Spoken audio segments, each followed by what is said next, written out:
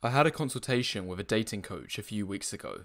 I won't name his name, but he only had a couple thousand subscribers. However, despite this, he was still able to generate 10k per month every month. Now, his overall message of the consultation was, as a creator, you should focus on the pain of your viewers. And the more you exacerbate the pain of your viewers and tell them that their life is miserable, then the more likely they'll convert to a customer when you sell them the solution. The business model is simple. Pain is told, relief is sold. Now, the mantra like this couldn't be more true when it comes to the Manosphere. First man will make videos telling men their life sucks because of low testosterone.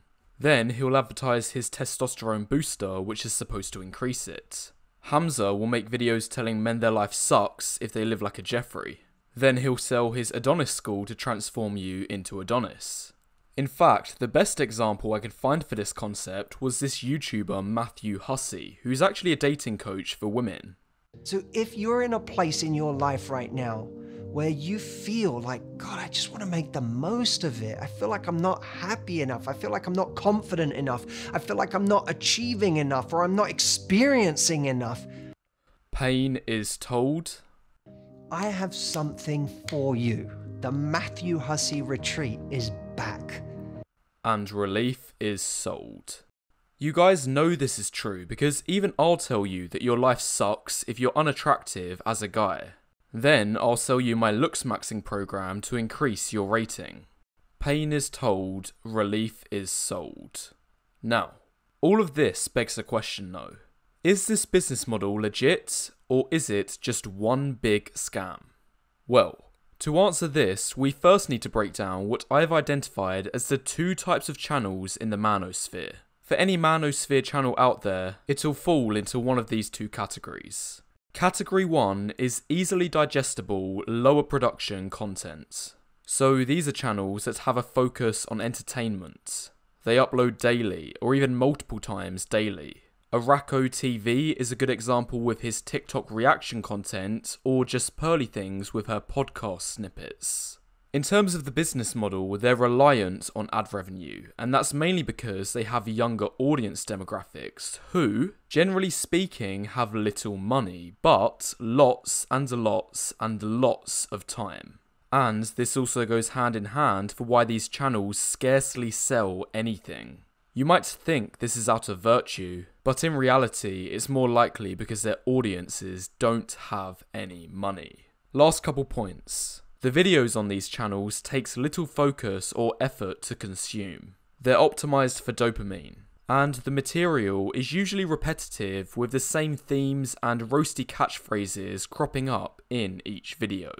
So, if I had to summarize this side of the Manosphere in 2 words, I'd politely describe them as shovelers. However, if we now look to the second type of channels, this is where you find the likes of Alexander Grace, Hamza, First Man, Denmo, and more. These channels are basically the opposite of the first group. They have a focus on information, not entertainment. They upload sparingly due to the research and production value. They usually have business models dependent on products or services. Whether these are scams or not, some might, but not all. I'll tell you later in the video, but it's important to investigate one by one. These channels tend to have slightly older demographics of men in their 20s and 30s. Their audience is more financially stable. Their videos take focus and effort to watch, not mindless binging. They're optimized for thought provocation, not dopamine. And there's usually, not always, new topics being introduced for new videos. If I had to summarize these channels in a word, I'd describe them as enlighteners. They give you ideas and can change what you actually implement in your life. So, we have shovelers and enlighteners. Now, it's not to say that each of these types of channels don't have their place in the Manosphere. They just fulfill different purposes. But what I next want to address is the widespread hate in the Manosphere about any channel that sells something is automatically a scamming grifter. And because of the respective business models, that hate is almost always directed at this side. But how accurate really is this take? Well, to answer with examples, for legal purposes, I shall not be calling anyone in this space a scamming grifter because there's a risk of getting sued for defamation if I do so.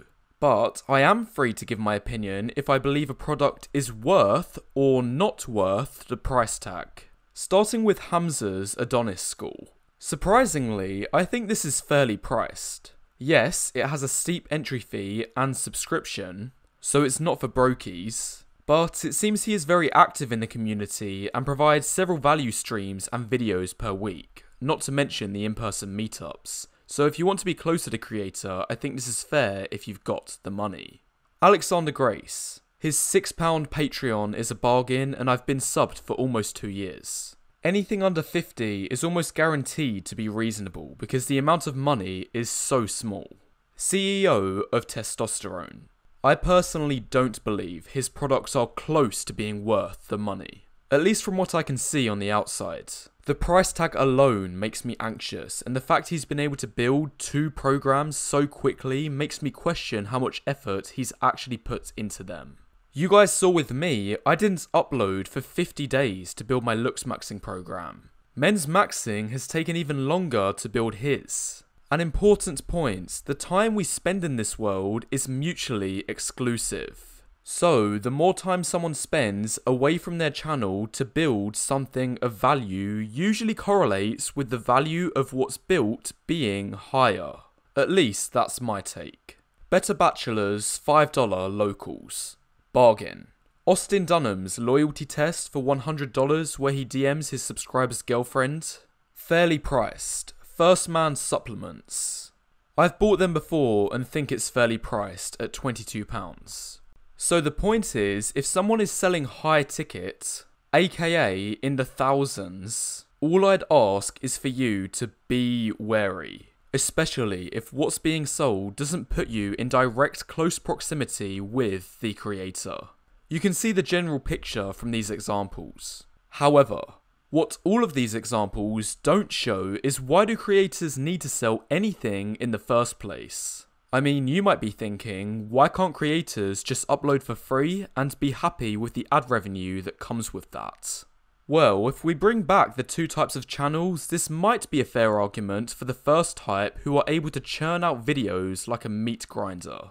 Lots of videos means lots of views, which means lots of AdSense. However, for the high production channels, relying on ads is pretty incompatible. Especially when you consider these channels spend significantly more time and more money to upload less to the platform that pays pennies to the view. Secondly, let me use my own channel in this example to show you just how daft this question really is. On this channel last year, I received 13 million views, my best performing year. How much money do you think that made? 500,000? 200,000? 100,000? Try 27,000. Not a terrible number, but after expenses and taxes is barely more than minimum wage in this country. And that's not even including what I had to do on the first year of the channel where I was growing an audience so my work was mostly unpaid. And it doesn't include the risk or fluctuations with YouTube. At least minimum wage guarantees a paycheck. Anyway, what it comes down to is AdSense simply doesn't pay. And there's actually a very important economic reason for why it doesn't. Trust me, you'll want to watch this. This is the most important part of the video.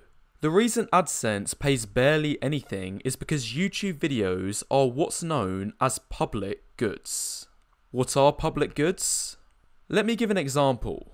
Imagine it's your job to create public parks all around the country, and the parks are funded based on the number of visitors. So if you get people to show up, you get paid. However, the catch is what you get paid is extremely small per visit. In fact, for every 500 people that enter the park, you get just $1. Now, at this point, you're probably going to be thinking, screw this, I'm barely going to make any money. However, you do have one small advantage at your disposal. And that is, after you build your park, you can do whatever you like inside of it. That includes monetization. So you might want to set up a place where people can donate, but unfortunately most people won't. You can set up a stall to sell ice creams to people. You can sell advertising space for various brands. Or you can ring fence exclusive areas of your parks and charge people entry, e.g. a well-maintained, beautiful garden. You can even do a combination of these things. Now, what's the relevance of this analogy? Well, creating YouTube videos is the exact same thing. They're all public goods. And you can even line these 4 examples up with the YouTube equivalent for how videos are monetized. Donations are just donations. Setting up a stall is selling products on YouTube like supplements or face ratings. Advertising other brands is the same as sponsorships. Creating private areas is the same as Patreons, programs, and communities.